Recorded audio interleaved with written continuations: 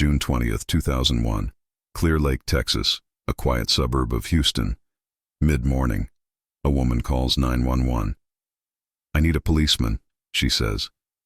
The dispatcher asks why. She doesn't answer. She just repeats, "I need a policeman." When officers arrive at the 3-bedroom house on Beachcomber Lane, they find Andrea Yates standing at the front door. Her hair is wet. Her clothes are soaked. She's breathing heavily. She looks at the officers and says 5 words that will shock the nation. "I killed my children." Inside the house, in a small bathroom with blue tiles, 5 bodies. Noah, 7 years old. John, 5. Paul, 3. Luke, 2. And Mary, 6 months old. All drowned in the bathtub, one by their own mother. This is the story of Andrea Yates. This is the story of 5 children who died in their own home on a Wednesday morning in June. This is the story of postpartum psychosis, religious delusion, medical failure, and a legal system forced to answer an impossible question. Can someone be both a murderer and a victim at the same time? Andrea Pia Kennedy was born on July 3, 1964, in Houston, Texas. She was the youngest of 5 children in a Catholic family. She was an excellent student, captain of the swim team, valedictorian of her high school class. She earned a nursing degree from the University of Texas Health Science Center and became a registered nurse. By all accounts, Andrea was intelligent, responsible, compassionate, and deeply religious. In 1989, at age 25, Andrea met Russell "Rusty" Yates at an apartment complex in Houston. Rusty worked as an engineer at NASA's Johnson Space Center. He was devoutly Christian, ambitious, and had strong opinions about family and marriage. Rusty believed that a wife should stay home and raise children. He wanted a large family. He talked about having as many children as God would give them. Andrea, who had always been obedient and eager to please, agreed. They married on April 17, 1993. Andrea left her nursing career to become a full-time homemaker. In February 1994, their first child was born, Noah. Then John in December 1995. Then Paul in September 1997. Then Luke in February 1999. Then Mary in November 2000. 5 children in 6 years. Andrea was exhausted, but she believed this was her purpose. This was God's plan. This was what a good wife and mother did. And then, in June 1999, after the birth of Luke, something broke. Andrea developed severe postpartum depression. She became withdrawn, anxious, unable to function. She stopped eating. She stopped speaking in full sentences. She scratched at her scalp compulsively until it bled. Her family noticed. Rusty noticed. But Andrea insisted she was fine. She was a mother. She had to be strong. Then, on June 16, 1999, Andrea took an overdose of pills. It was either a suicide attempt or, as she later claimed, an attempt to treat her depression on her own. She survived. The next day, she tried to kill herself with a knife. Rusty found her holding the blade to her neck. Andrea was hospitalized. She was diagnosed with major depressive disorder with psychotic features.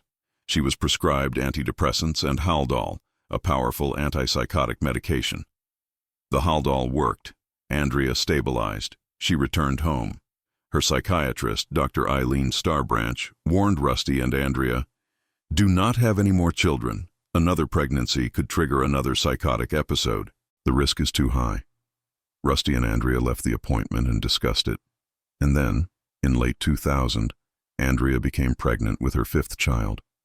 Mary was born in November 2000, a healthy baby girl, Andrea's first daughter. And within months, Andrea descended into a darkness far deeper than before. She stopped bathing. She stopped speaking. She sat motionless for hours, staring at nothing. She scratched her scalp until it bled. She had visions. She heard voices. On May 3, 2001, 6 weeks before the drownings, Andrea filled the bathtub in the middle of the day.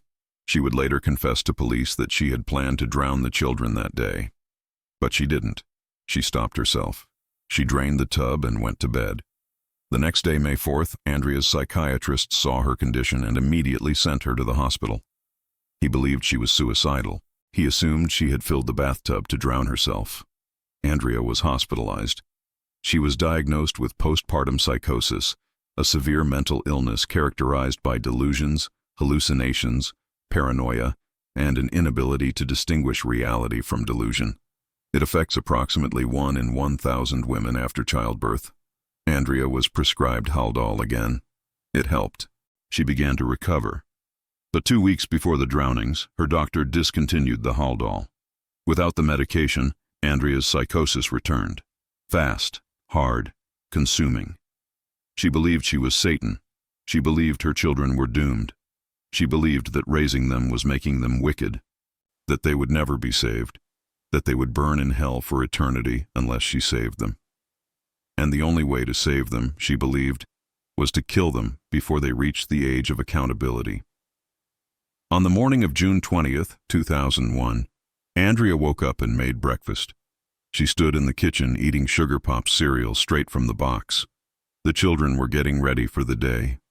5-year-old John wanted to go with his father to work. Rusty told him no. He had an important meeting about shuttle design. John would have to stay home. Rusty made sure Andrea took her antidepressant medication. Then he kissed his wife and children goodbye and left for NASA. Andrea watched through the window as Rusty's car pulled out of the driveway. Then she walked to the bathroom and turned on the faucet. She filled the bathtub with water. She went to the bedroom where 3-year-old Paul was playing. She picked him up, carried him to the bathroom, and held him under the water until he stopped moving. She carried his body to the bed and laid him down. She went back to the bathroom. She found 2-year-old Luke. She drowned him. She carried his body to the bed and laid him next to Paul. She went back. 5-year-old John was next. The boy who had wanted to go with his father that morning. The boy who had been told to stay home. She drowned him. She carried his body to the bed. Then she drowned 6-month-old Mary. She left Mary's body floating in the tub. 7-year-old Noah walked into the bathroom. He saw his baby sister floating in the water. He asked, "What's wrong with Mary?" Then he saw his mother's face, and he ran. Andrea chased him through the house. Noah was fast. He was terrified. He was trying to escape his own mother. She caught him. She dragged him back to the bathroom. Noah fought. He struggled. He screamed. But he was 7 years old, and his mother was an adult. Andrea held Noah under the water. He fought harder than the others. He was old enough to understand what was happening. He was old enough to be afraid. And when he finally stopped moving, Andrea left his body floating in the tub next to Mary. She went back to the bedroom. She placed Mary in John's arms. She covered the 4 smaller bodies with a sheet. Then she called 911. "I need a policeman." "What's wrong?" Silence. "Ma'am, what's the problem?" "I just need a policeman." She hung up and called again. Same request. No explanation. Then she called Rusty at work. "You need to come home," she said. "What's wrong?" "It's time," she said. A reference to biblical prophecy, to the end times, to Armageddon. Rusty asked again, "What happened?" Andrea said, "It's the children." Rusty raced home. Police arrived first. Andrea was standing at the front door, soaking wet, breathing hard. She looked at the officers and said, "I killed my children." Officer David Knapp asked, "Where are they?" Andrea led him inside. She showed him the bedroom. 4 bodies on the bed, covered with a sheet. She showed him the bathroom. 2 bodies floating in the tub. Officer Knapp radioed for backup. He radioed for paramedics. He stood in that bathroom and tried to process what he was seeing. Rusty arrived moments later. He ran into the house screaming. He saw the bodies. He collapsed. Andrea was arrested. She was taken to the Harris County Jail. She was charged with 5 counts of capital murder. During interrogation, Andrea showed no emotion. She answered questions calmly, mechanically. She described drowning each child in detail. She said she knew it was wrong. She said she did it anyway because she believed it was the only way to save them from hell. Psychiatrist Melissa Ferguson interviewed Andrea in jail. Andrea told her about her delusions. She said she believed she was evil. She said her children were not righteous. She said, "They stumbled because I was evil. The way I was raising them, they could never be saved." They were doomed to perish in the flames of hell. Andrea believed that by killing them before they reached the age of accountability, their souls would go to heaven. She believed she was saving them. But was that belief real? Or was it an excuse? That became the question that defined two trials, divided a nation, and forced America to confront the limits of the insanity defense. Andrea's defense team argued that she was not guilty by reason of insanity. They presented evidence of her severe mental illness, her history of depression, her suicide attempts, her psychotic episodes, her delusions, her hallucinations, her diagnosis of postpartum psychosis. They presented testimony from psychiatrists who said Andrea could not distinguish right from wrong. She genuinely believed she was saving her children. She was legally insane. The prosecution argued that Andrea knew exactly what she was doing. They pointed to the fact that she waited until Rusty left for work. She locked the family dog in a crate so it wouldn't interfere. She called 911 immediately after the drownings. She knew it was wrong. She just did it anyway. The prosecution's key expert witness was Dr. Park Dietz, a forensic psychiatrist who had worked on high-profile cases including Jeffrey Dahmer and the Unabomber. Dietz testified that Andrea was not insane. He said she knew the drownings were wrong. He said she was influenced by a television show. Dietz claimed there had been an episode of the TV drama Law and Order about a woman with postpartum depression who drowned her children in a bathtub and was found not guilty by reason of insanity. He suggested that Andrea had watched the episode and copied it. The jury deliberated for 3.5 hours. On March 12, 2002, they found Andrea Yates guilty of capital murder. The prosecution sought the death penalty, but the jury sentenced her to life in prison instead. Andrea was sent to the Mountain View Unit, a maximum security prison in Gatesville, Texas. And then, 3 years later, everything changed. Andrea's defense team discovered something shocking. The Law and Order episode that Dr. Dietz testified about, the one he said Andrea had watched and copied, it never existed. There was no such episode. Dietz had been wrong, or he had lied. Either way, his testimony was false, and that false testimony may have influenced the jury's decision. In January 2005, Andrea's conviction was overturned. A new trial was ordered. On March 18, 2005, Rusty Yates divorced Andrea. In 2006, Andrea Yates was tried again. This time, the jury heard the full story. They heard about her mental illness, her psychosis, her delusions, her desperate attempts to get help, the medications that were stopped, the warnings that were ignored. On July 26, 2006, the jury found Andrea Yates not guilty by reason of insanity. Andrea was not sent to prison. She was sent to Kerrville State Hospital, a psychiatric facility in Kerrville, Texas. She remains there today. So who was responsible for the deaths of Noah, John, Paul, Luke, and Mary Yates? Was it Andrea, the mother who held them underwater? Was it the mental illness that consumed her mind and twisted her perception of reality? Was it Rusty who ignored doctors' warnings and left his severely mentally ill wife alone with 5 children? Was it the medical system that discontinued her medication 2 weeks before the drownings? Was it the itinerant preacher Michael Warrenecki, whose teachings about unrighteous mothers and doomed children may have planted the seeds of Andrea's delusions? Or was it all of them? Andrea's lawyer, George Parnham, wrote in 2013, "On June 20, 2001, there were 6 victims in the home of Andrea and Rusty Yates. Their 5 children certainly, but also Andrea, all victims of the real culprit in this case, a severe mental illness known as postpartum psychosis. But not everyone agrees. Some believe Andrea should have been held fully accountable. Some believe mental illness is not an excuse for murder. Some believe she knew exactly what she was doing and chose to do it anyway. The truth, perhaps, is more complicated than either side wants to admit. Andrea Yates drowned her 5 children. That is a fact. She held them underwater one by one until they stopped breathing.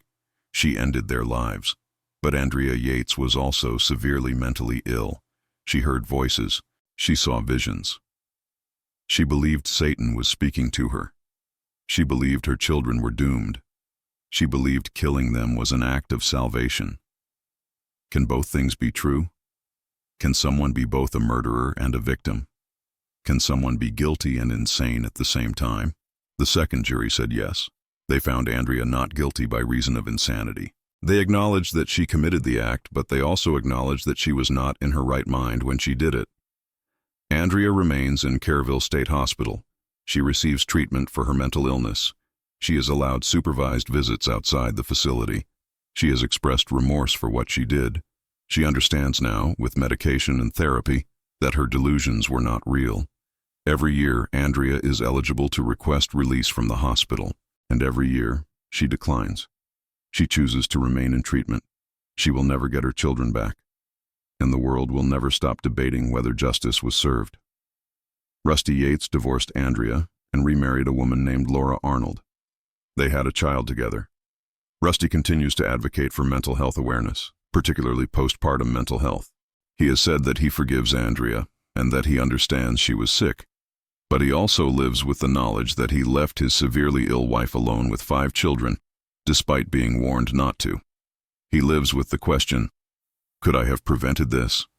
The Andrea Yates case changed how America talks about postpartum mental illness.